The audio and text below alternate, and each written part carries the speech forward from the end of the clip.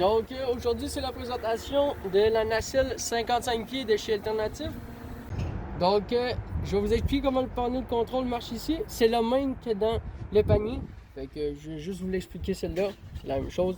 Donc pour commencer, on met notre clé au sol parce qu'on est au sol.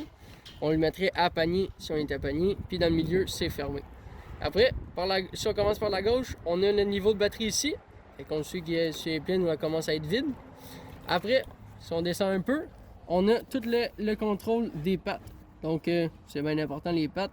De toute façon, vous ne pouvez pas lever sans que les 4 pattes soient de niveau. La machine ne vous autorise pas à monter. Donc, vous pouvez contrôler soit la patte que vous voulez.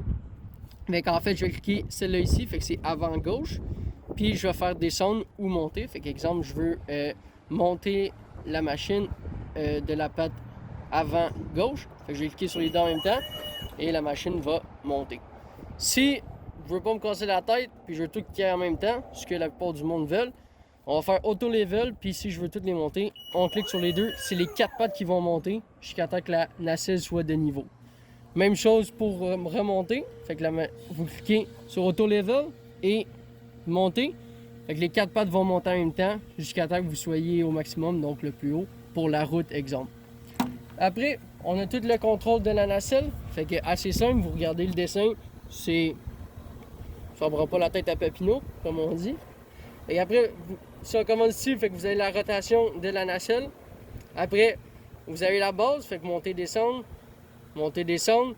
Après, vous avez l'extension, fait que il va s'extensionner ou rétracter.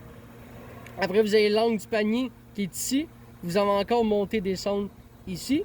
Vous avez la vitesse, fait qu'il faut retenir toujours la vitesse que vous voulez. Fait que exemple, je veux tourner, est-ce que je veux tourner vite? Tourner en fait lentement, tourner vite. Même chose pour monter, l'angle du panier, etc. Bouton d'urgence, on clique, ça l'arrête. Sinon, ça ressemble pas mal à ça. On a le petit code ici qui est lapin et tortue. On peut savoir les heures qu'on a. Après, si on se promène sur la machine, on a ici la prise électrique pour charger la machine, parce que oui, la machine, c'est une machine électrique à batterie. Donc, on la branche ici. Après, on a les plywood, si vous êtes dans un sol instable. Après, vous avez votre entrée d'air, si jamais vous voulez mettre de l'air rendu en haut. Fait que l'air, si vous avez un petit compresseur conventionnel 120 PSI, puis ici, vous avez de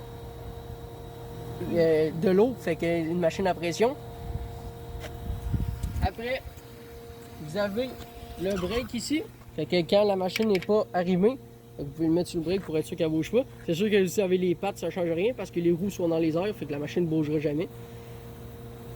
Après, on a ici qu'on va arrimer. Fait que, bien important, c'est une boule 2 pouces.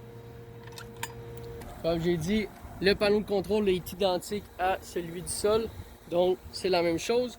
Et vous avez la petite poignée ici qui est pour tourner de gauche à droite le panier. Fait que tu peux te reculer, monter. Fait que le panier bouge de gauche à droite.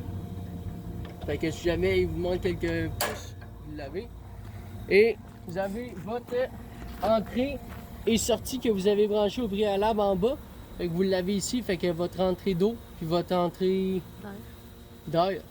Après, vous avez aussi une prise électrique ici pour brancher des outils électriques.